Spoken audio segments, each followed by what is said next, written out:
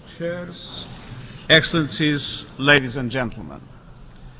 I thank the government of France and the Kingdom of Saudi Arabia